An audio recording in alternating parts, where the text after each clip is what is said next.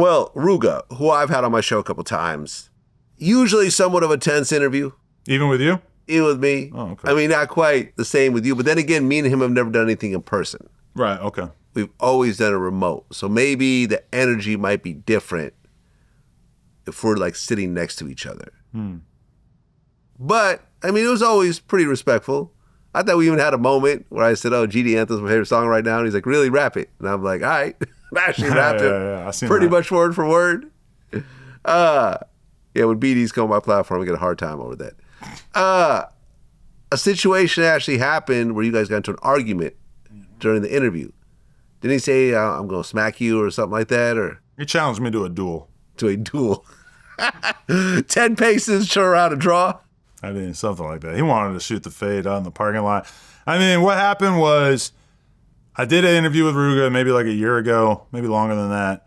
And before we did the interview, he had said something like, I don't want you to ask me about, I think it was beefing with Billionaire Black at the time, who they're both GDs from out there. They've been friends since back in the day. I don't know exactly where they stand or whatever, but he told me, hey, I don't want you to ask about that shit in the interview. And I think I had told him straight up, like, listen, I got to ask about it. Feel free to not really say shit. And then I did the interview, asked him about that. I felt like I didn't, take it to some crazy extent or whatever. Then when we got done, he ends up telling me, hey, I don't want to put the interview out because I don't like that we talked about Billionaire and that we talked about Dirk, etc. And so I said, okay, I'll send it to you before we put it out.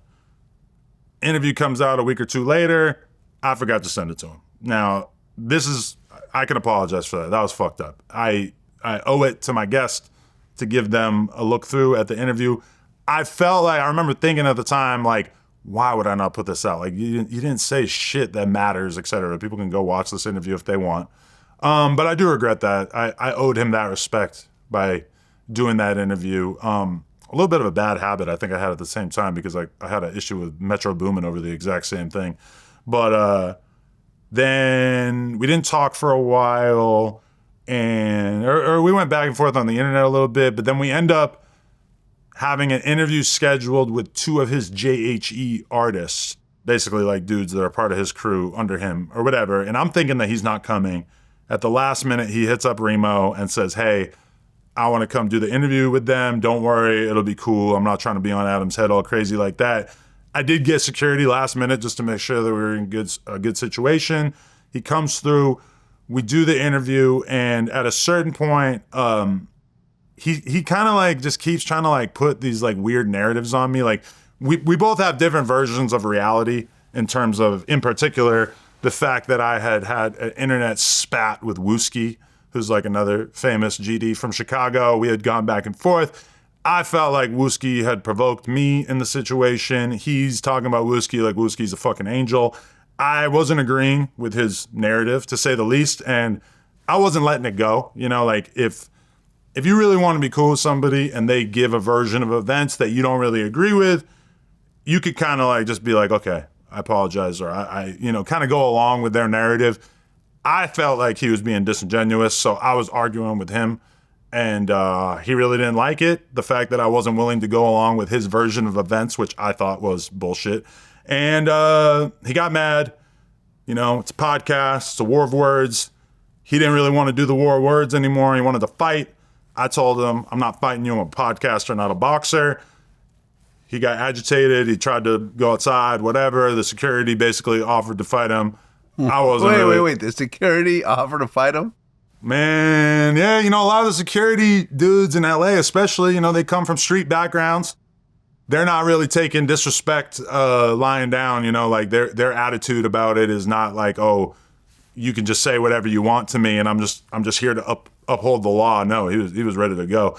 And to be honest, I think it would have been a bad day for Ruga because the security guard was pretty brolic. But yeah, and I said I'm not gonna go fight you. That's not what I do here. I don't interview people and then just go fight them in the parking lot. I don't know why you would ever think that. And he left, and then I ended up interviewing the guys. Like a lot of people were critical of him because the guys stayed and did the rest of the interview, but for sure that was a little bit of a heated moment. So security had to step in and take him out. I don't know if they had to, but they did. Yeah. Yeah. Yeah, listen, I've done interviews with him twice. I got nothing bad to say. I just feel like he sometimes steps into these interviews and he could benefit from them more just taking a different stance. Mm-hmm. Right? Like, it's all a performance in a way. Mm-hmm. Right? And how do you express that and still have a good rapport with the interviewer who's giving the platform to you, and you could utilize this, and ultimately, I'm doing a promo run right now for the Vlad TV YouTube Masterclass. Like, I understand how certain platforms are important, how they move the needle. Like, when I do certain platforms, I get a lot more members and everything else like that. But getting into arguments with people or having some friction with the person who's doing the interview ultimately doesn't benefit you because you probably won't be asked back. Just, we like doing interviews with people we like doing interviews with. If it's sort of tense and uncomfortable and kind of cringeworthy and, like these long moments where there's nothing to say, it's like, I just do it with someone else, man. So, Ruga, my advice is just, man, just look at what your purpose is to do these things. I've avoided dissing him after that because it wasn't, I don't have hard feelings about it. If he were to hit me up, I feel like we could be on good terms again. It ain't like super serious shit. But that being said, I've kind of realized doing so much Chicago content that there is a resentment with some of the GDs from Chicago because there's a lot of people who have never had anything to do with Lil Durk, who have never had anything to do with Chief Keef, who've never had anything to do with King Von, and they won't go anywhere near one of the GDs because they want to potentially in the future be able to work with some of these, the cool guy rappers, aka Durk, etc.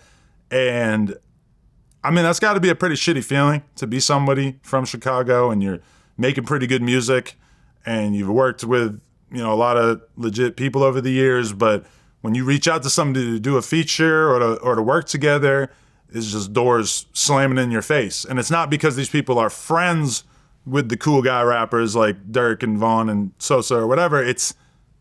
They just want to hold space for that in case that happens in the future. So I have some empathy for what dudes like FBG Young or Ruga have to deal with because I do think that it's kind of bizarre that they have to basically feel like they're blackballed by the whole industry without there being any like particularly legitimate reason for it. So if you ever have those kind of guys on your show and you notice that they seem like they have a little bit of a chip on their shoulder, I think it is a relatively well-deserved chip because there's a lot of people out there who really are not trying to have anything to do with them, and it's not about any real personal relationships. It's just a straight-up popularity contest. But yeah, I mean, I don't got nothing against Ruga. I feel like something could happen. We could be cool again at some point. I could see it. I mean, you're right. Most of the major Chicago rappers are Black disciples. So there is sort of a line where these guys are not doing songs with gangster disciples. I remember even talking to Lil Bibby this one time, like when I interviewed him. And I didn't go into specifics, but I said, what if there's an artist you want to sign, but he's from the other side?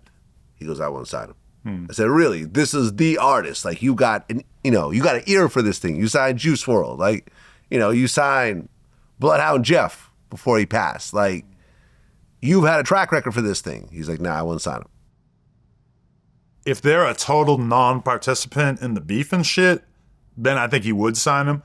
But if you're somebody out here dissing people and all that shit, I mean, yeah, at a certain point for somebody like Bibby, it's just going to be so difficult to move around and to be able to have this artist around all of your homies that I think that's, it's pretty easy for me to understand why that would be very difficult for him. That being said, I mean, it's kind of a weird situation because there's like way more GDs in Chicago than BDs, I guess. Like neighborhood-wise, it's just like they outnumber them. But then meanwhile, in terms of fame in the industry, the BDs are way bigger. So I don't know. I mean, it's definitely it's a strange situation out there. I was just out there in Chicago, and we didn't have any issues or anything, but you feel that level of tension like everywhere you go, where everybody's kind of aware that something could go down at any given moment.